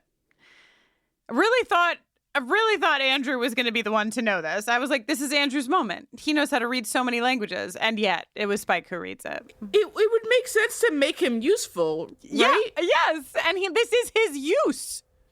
I think what they're doing here to make Andrew useful in the way that they've been seeing Andrew as useful of late is making him fill the sort of storyteller role where this guy is saying like, Caleb came and he burned me and I hid and I listened to him kill everyone else. And what Andrew says to the priest is, running away saved your life, right. Which is like very in line with his sort of like the way that he retells things and that's also his finds ethos in general. ways to make them feel heroic. I said that's his ethos in general. Running away saves your life. Yeah. Oh. Okay, so I'm gonna give us the inscription here. It says, "It is not for thee; it is for her alone to wield." This is what, like Jenny said, makes Caleb kill everyone in the whole church except for this one guy who was hiding. What does it mean? Who knows? Who knows? Not a one among us. So there's only one real scene left, and it's a doozy of a scene. The scene I thought where I'd be on Buffy's side, and that's why I said I'll do this episode. Now I'm like, what the fuck? They tricked me. I love that you and Alba like had the same experience, because I think she went in the same way and left being like, wait. I think also they rewrote Kennedy in this entire episode. That's the problem, because you like Kennedy's leading the charge. I know how I feel about that. And then what the fuck? Mm-hmm. I had the same experience too. I think on every watch up till now, I've felt more on Buffy's side. But now, it is clear.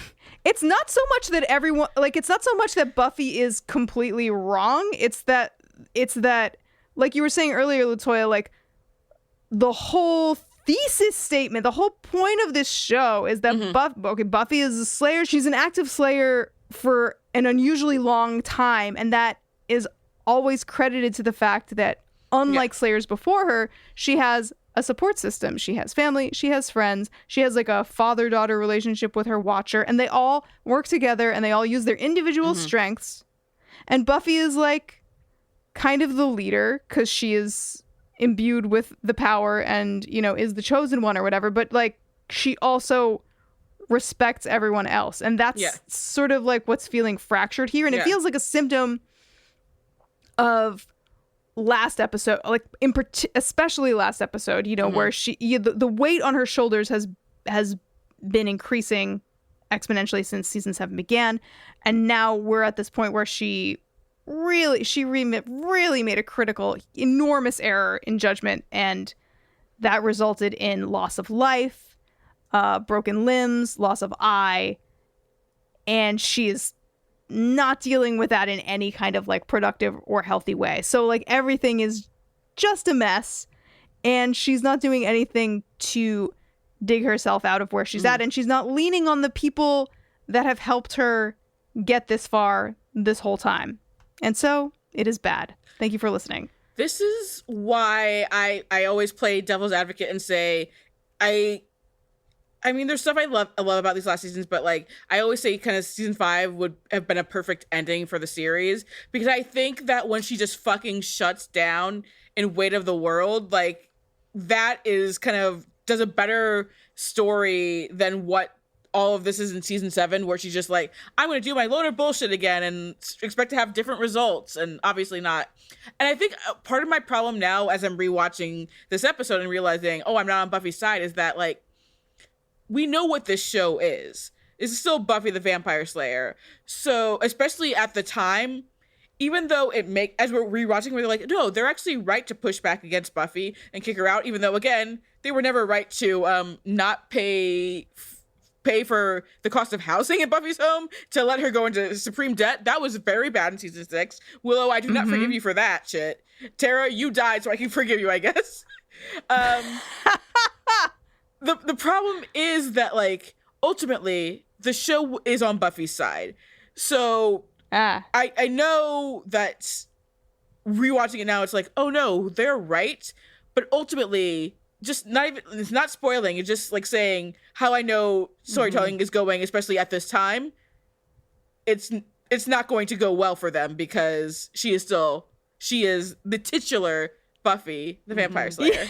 You know, it's like, I can't even feel bad for her, because ultimately I know how a television show is going to work, and it's like she's going to end up being right, even though she's wrong in her execution, but like she's going to be right because they are the people who kicked her out of the house, which I always believed prior to this. Like, well, yeah, they kicked her out of her house. They're ungrateful people. And again, Willow, pay to live in this home, especially now since you've kicked her out.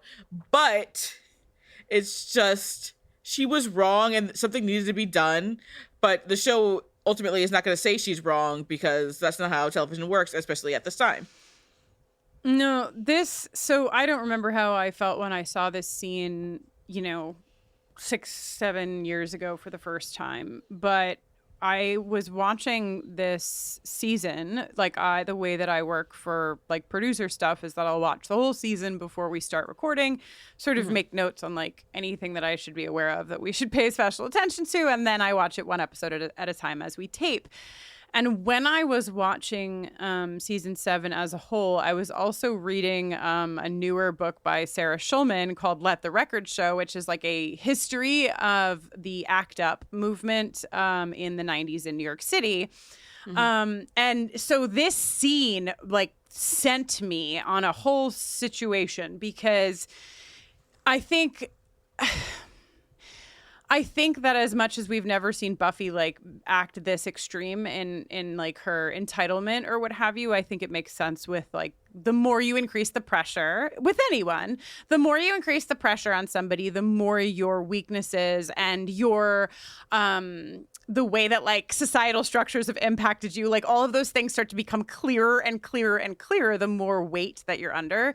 And so watching this and realizing that like Buffy, because she was totally broken at this point, absolutely was like grasping to this concept. I mean, she says it, right? Democracies don't win battles. There has to be a single voice. You need someone to lead you. And I'm like listening to her say this as I'm reading about this incredibly impactful will teach generations, to come about how to like make change as a group of people where there is not one voice and there is not one leader and people actually do listen to each other. And it really knocked me over because I think, and if I had the time, I wanted to do like a bigger episode on this because I just feel like there's like a lot of white supremacist shit in here. I think there's a lot of patriarchal shit in here. Like the structures that are making Buffy think she has to do the things that she is doing feel. And I don't even know if the fucking writers knew what they were.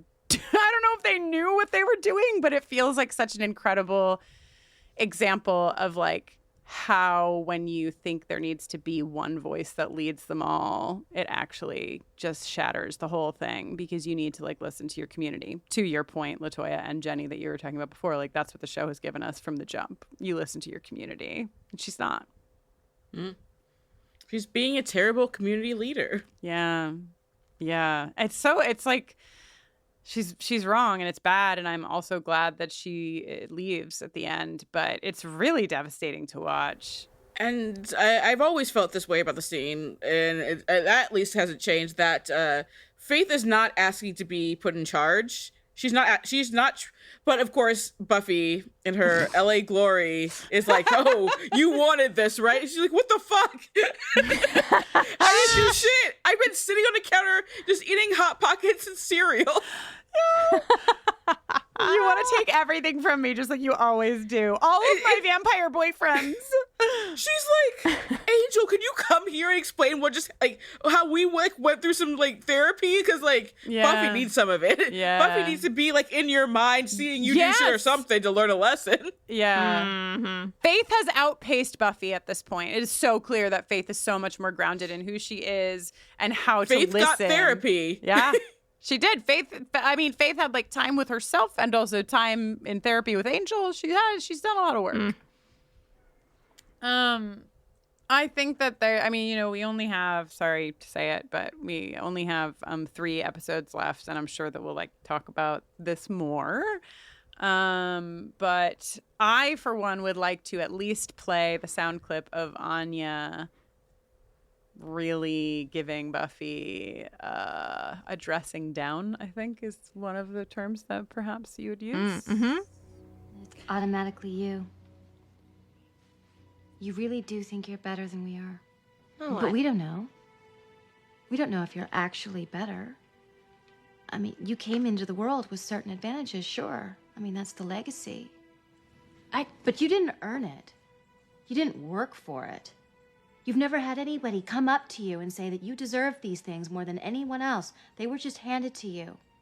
So that doesn't make you better than us. It makes you luckier than us. Well, shit. Yeah. So I want to note first that when Buffy says it's not a cheerocracy, you could see both Dawn and Xander's like fuck off faces before they even say anything. Mm-hmm. They're like, oh, she's too far gone. But yeah, the things Anya calls out is like, in terms of like being the Slayer, technically Buffy is a nepotism baby, but like you can't really say she didn't earn shit as a nepotism baby. She's like Dakota Johnson, basically. Really didn't see that one coming. That one really got me. Me comparing Buffy to Dakota Johnson, my love. Anya has wanted to say this shit to Buffy. She said shit to Buffy in Selfless. It's just like, Anya and Buffy aren't friends. They really are not friends. They always come to a loggerheads for various reasons that honestly, I'm always on Anya's side. Because, again, Buffy never really ever respected her or gave her a benefit of the doubt, and she was willing to kill her immediately. Immediately! Yeah. But Spike has a soul now, so. Yeah, so he can be a good man. Yeah. I don't know if he's a righteous man, but he can be a good man, apparently. Faith has a couple of lines that I wrote in all caps because I screamed when she said them. Buffy is sort of like, because Kennedy is the first one to suggest they put it to a vote. Rona says, there's another Slayer here. So why can't she be the one that is like in charge or whatever? It's important to note that when Rona does say, hey, what about Faith? Faith is like, whoa.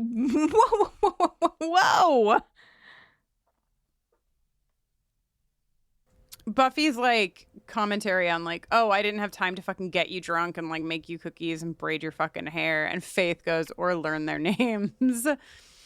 I screamed at that. And then I also screamed at Faith saying, I don't know if I can lead, but the real question is, can you follow? I'm nodding my head. As opposed to everything I've done when they've spoken. Shit!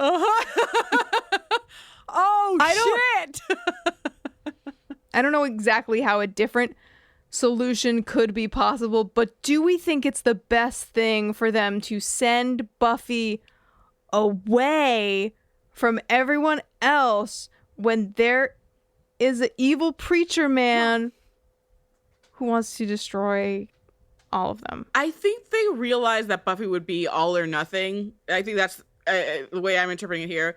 Because with the, I don't know if I can leave, but you can you follow? I'm like, again, to go back to Angel, because that's what I talk about. Like, Angel proved he could follow after he was a little dick and he like put Wesley in charge. Of course, Wesley ruined that by kidnapping his baby, and then Angel was in charge again. Should have definitely been in charge, but whatever. Go squad, bang, bang, bang, bang, bang, blah, blah, blah, blah, blah. Pew pew.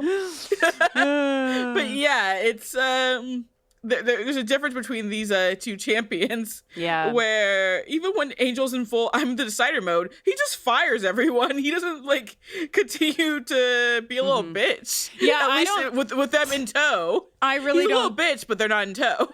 And Dawn being the one to like be the final voice in this, I think to me, it's like she did have to leave. Is it the safest thing for her? No, but she fucking strolled over to the school by herself earlier. Like, I feel like I agree, LaToya, that like she is not going to be able to get where she needs to get without the measure being this extreme. There is no middle ground for her at this point, but because she can't Willow get there. better be paying for like the mortgage, because yes, agree. What should make Xander do it? Because Xander actually makes money.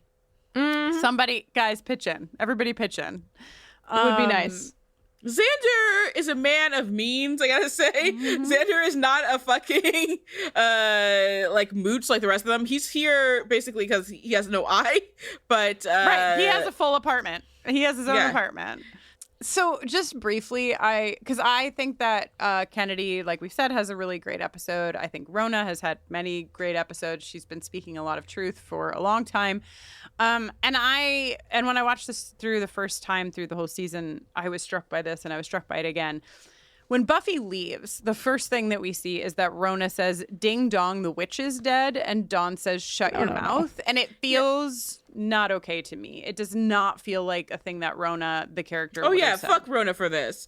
Fuck like Rona for everything. It doesn't feel like Rona. It doesn't feel like she would say that. It feels, this episode, like I was saying about Kennedy, it feels like, okay, we're back to how obnoxious the fucking potentials actually are. This was, again, here, I'll give Greenberg some props. I feel like he wrote them with humanity and in a way I can actually relate to. And then it's like, okay, so we're going to end this going back to how they actually are. Right. Which is that. I just wish this line had been given to somebody else. I don't like it. Because I was like, yeah, Rona. And then it was just like clearly not the thing to say right then. Clearly. Yeah. It's like cool Ant's in charge now. That's what that line is. Like, shut up. And Faith.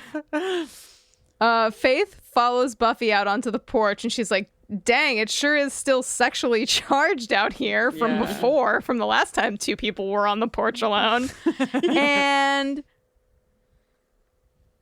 Faith tries to be like, hey, some stuff. And Buffy's like, don't. Hey, some stuff. And you think she's going to be like, fuck you. Don't say whatever you're saying to me and whatever. Don't make your excuses, whatever. But then she's like, with a tear running down her cheek, she's like, don't be afraid to lead them. And then she says, whether you wanted it or not, their lives are in your hands and it's only going to get harder from here. So protect them and lead them. I feel like this feels nice because it feels, I don't know, like it has like the echo of sort of like more of what we would have come to expect, of what we've come to expect from Buffy, like it's free from the bullshit. It's just concerned for these real human lives. No more fronts. What's gonna happen? Right. Yeah, it's nice. And it's also nice that Faith goes after her, Like, I feel like it's in keeping... Well, of course she does. With the rest of this episode. Like, Faith, as much as she is Faith, is very aware, is very attuned to where Buffy is and what Buffy is doing and why and all this stuff. And I think she's the only one that's as deep down in these trenches to be able to, when you're like really fucked up and somebody else is really fucked up and they're the only person you can fucking count on to look you in the eyeballs and be like, this is fucked up. It's like that they're those two. Okay. That's what's happening. And I think it's really nice. I do feel like we have seen Buffy walking sadly alone into the darkness so many times at this point in season 7. It's like losing a little bit of its edge for me. I'm just so thankful that this coincides with the mass exodus from Sunnydale so that there's undoubtedly a vast selection of houses Buffy can choose from to squat in. She's just across the street at 1629 Revello. She's like, hey, right? She's like waving through the window. Hey, guys. What is she, fucking Bugman from season 2? Oh my God. She's going to try to sell some makeup to them the next morning. She's like, this is where Pat used to live. Speaking of Pat and all of the sexual tension she brings with her, should we go forth? Hit it, bitch. Wow. Sexual tension award. Oh, goodness. Welcome back to yet another one of the fourth from the end, the fourth most final, the pen ultimate. The pen ultimate. Pen squared ultimate. Installment of the Sexual Tension Awards. Listen, it's just getting bleaker and bleaker, but we're scrounging for what we can find in these episodes. Please. There was so much sexual tension in this episode. Come on. All right. We have carefully and thoughtfully selected 4 sets of noms to jam into these slots. So here they are. In slot number 1, nothing says girlfriends like running after her when she is exiled from the house and having a little convo on the porch. It's Buffy and Faith. It can happen. It's fine. In slot number 2, we've got a couple slots full of LaToya's favorite things coming up. In slot number 2, and one of the most exciting components of a pairing is steaminess, if I may be so bold as to say so. And this pairing is not short by any means on steam. It's Faith and a Hot Pocket. LaToya hates it. She loves that Hot Pocket. In slot number 3, we have another pairing that is good to me. Kristen, have you ever seen a t-shirt or leather jacket that says on the back of it, if you can read this, the bitch fell off. I have. I just saw one in an episode of a different vampire. No, not for the first time ever, but I just saw one. I just saw one earlier today on an episode of a different vampire show. Okay. So it's fresh at the top of my mind. Nobody knows if anybody's wearing such a garment in this episode, but we do see two people on a motorcycle. It's Spike and Andrew. LaToya's eye roll was so big that her whole head I know they're gonna win, so I don't even. No. No. And then we come to it at last. The final slot, and honestly, the only acceptable slot. By far the best slot. Jam-packed with two extremely hot noms who have a very good scene together. Please. Let them read each other when you cast your vote. It's Faith and Wood. Hot. I am prepared for the hot pocket to beat this. I've listened to your show. I know what happens. No. Don't let LaToya down. Vote with your, heart and your head and also your bathing suit area, please. See, this is why you gotta wait it out for what she's gonna come out with, because it's always good. It's always good. Bathing suit area. It's about as sexy as sexual tension awards has ever gotten around these parts. So, those are your options. You must know what to do at this point, but I'll tell you anyway, just in case. Please cast your vote, make your voice heard in our beautiful democracy. The Twitter poll will be live for this round of the Sexual Tension Wars on our Twitter account for 1 week from the publishment of this episode. I'm watching we are at all of Buffering you. Cast. LaToya will be watching. You. Sexual Tension Award. Well, folks, here we are. We did it. Who's getting kicked out of the house at the end of our episode right now? Me. It's me. It's me. I think Buffy's going across the street to go lay down and take a little nap, so I would like to actually be the one kicked out of the house. Can I be kicked out of the house? I'm glad we all want to be kicked out of the house. Who wants to be in that house? Come on. Right? I want to have a good night's sleep. Dawn wants to be kicked out of that house. Dawn's like, can I come, though? Yeah. Yeah, Dawn right? wants to be kicked out of the house. Wherever Buffy goes, she's going to have her own bathroom. Why and that all will live in the be same great. house? Why live in a central location? It's Buffy's house. We know this place is fragile. Especially now that all the houses are empty. There's so many. Every potential could have their own house. Y'all need to move yo shit. All right, LaToya. Can you tell the good people where they might find you? No. Great. LaToya said fuck off, okay? But as a matter of fact, you're not allowed to know where LaToya can be found until you place your proper vote for the Sexual Tension Awards. Correct. Jenny, how about you? Oh my gosh. Well, let me tell you what. I'm Jenny Owen Youngs, and when I'm not making this podcast, I am making songs. I have a new EP called It's Dangerous to Go Alone. It came out in June. It's a collection of songs inspired by video games. You can find that EP on Bandcamp or your favorite digital music platform. You can give me a shout on Twitter and Instagram and even TikTok at Jenny Owen Youngs.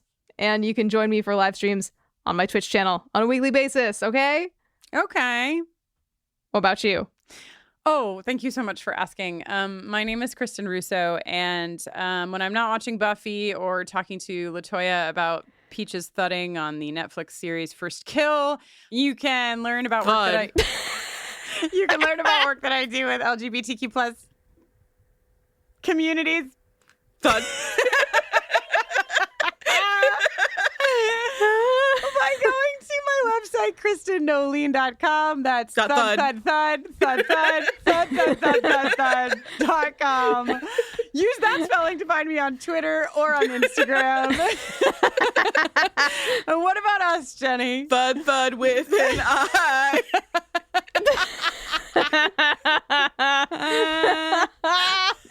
Oh my God. Buffering the Vampire Slayer is on Twitter, Facebook, and Instagram at BufferingCast. You can email us at bufferingthevampireslayer@gmail.com.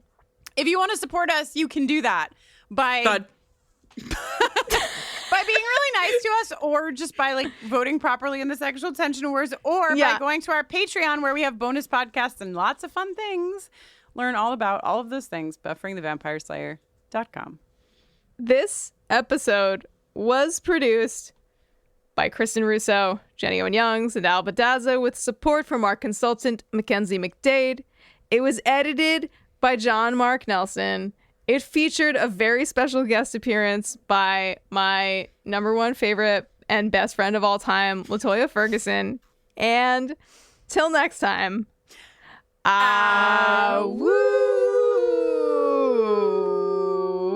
LaToya's saluting.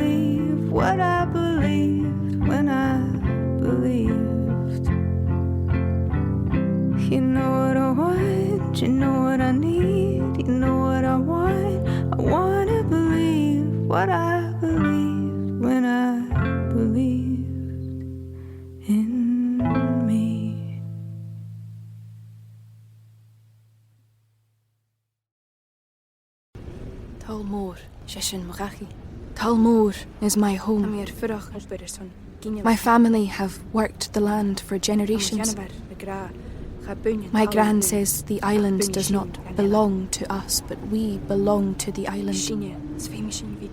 And we must be ready, for a great evil is coming, and death follows with it. Listen and subscribe to the latest season of Undertow, The Harrowing, a Storyglass production presented by Realm, available wherever you get your podcasts. Hi, this is Rob Benedict. And I am Richard Spate. We were both on a little show you might know called Supernatural. It had a pretty good run, 15 seasons, 327 episodes. And though we have seen, of course, every episode many times, we figured, hey, now that we're wrapped, let's watch it all again. And we can't do that alone. So we're inviting the cast and crew that made the show along for the ride. We've got writers, producers, composers, directors, and we'll of course have some actors on as well, including some certain guys that played some certain pretty iconic brothers. It was kind of a little bit of a left field choice in the best way possible. The note from Kripke was, he's great, we love him, but we're looking for like a really intelligent Duchovny type. With 15 seasons to explore, it's going to be the road trip of several lifetimes. So please join us and subscribe to Supernatural then and now.